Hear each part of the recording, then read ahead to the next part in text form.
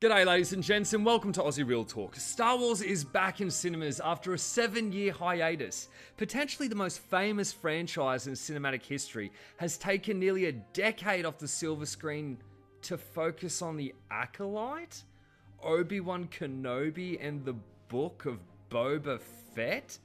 Bloody hell, what happened?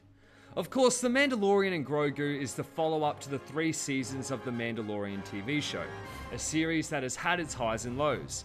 Now, I want to be transparent straight off the bat. I stopped watching the show after season 1. Okay, I got sick of the series turning every B-line side quest into the main storyline. It felt like the show constantly drifted away from its core plot and the central narrative just became weaker and weaker. I know season 2 is considered much better, and I know season 3 is considered much worse. So maybe my opinion balances out with people who have seen the whole thing? Maybe not.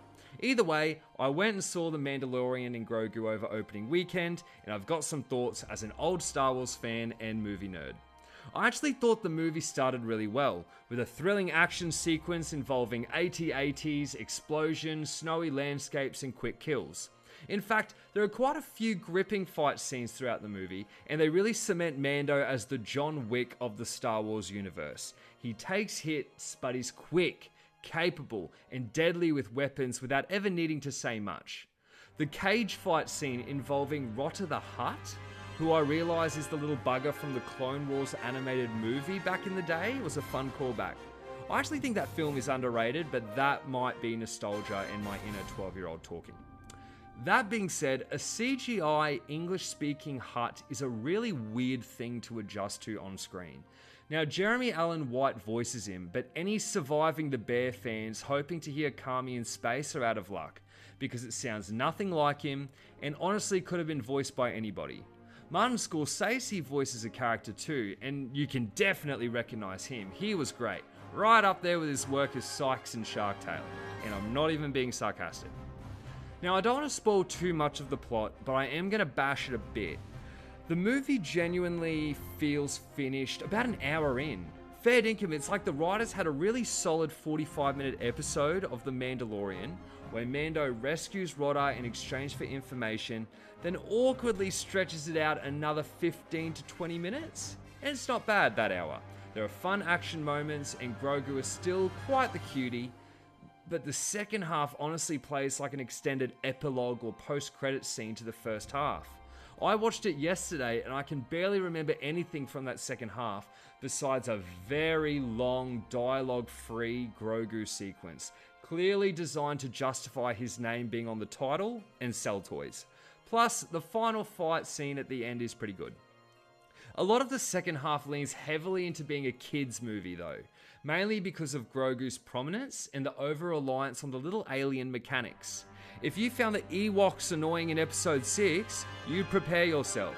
I genuinely don't know why Filoni and Favreau thought boosting these guys' roles was a great idea, because A, their dialogue adds nothing, B, they're way too ugly to become kids' favourite toys, and C, their one defining trait is fixing ships. They don't need to be side characters saving Mando, or hanging around as Grogu's buddies. There's a reason the Ewok movies bombed. We don't need this again.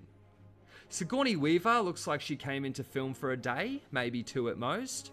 I can only assume the Avatar royalty checks are drying up, while Jimmy C tries to work out how to make Avatar a bit cheaper, I suppose.